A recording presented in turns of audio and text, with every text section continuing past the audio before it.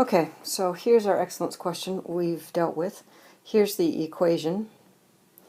And what we want to do is eventually find r. We want to know what the values of r are if we have a situation where the root is r and 3 times r. So one root is 3 times bigger than the other.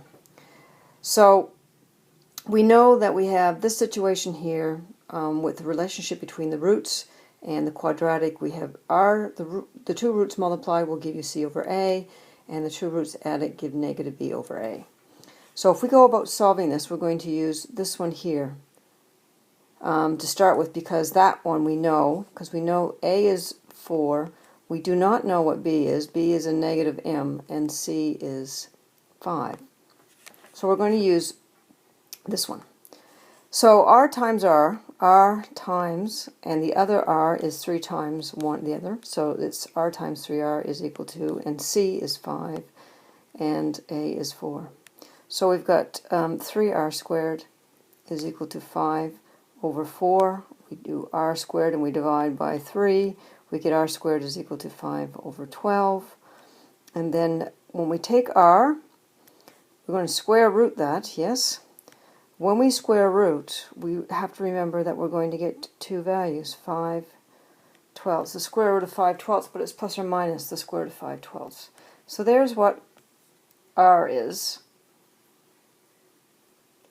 So if this is what we know r to be, then the next process is to find m. So we're going to use the other relationship that we haven't used, which is the adding relationship.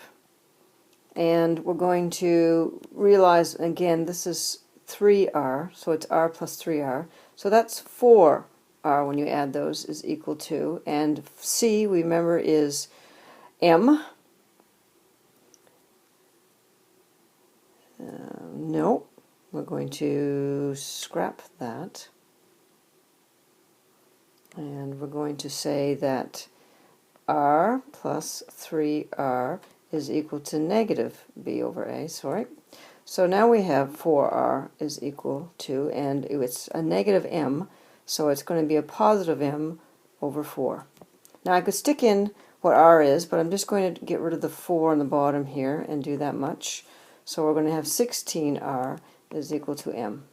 Now we can stick in what r is. R is plus or minus the square root of 5 twelfths.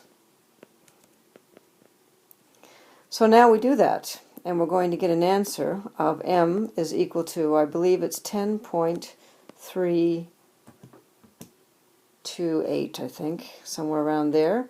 But also we know that it's going to be plus or minus, because if we go 16 times a positive 5 over 12 square root, or 16 times the negative, it's going to give us two answers.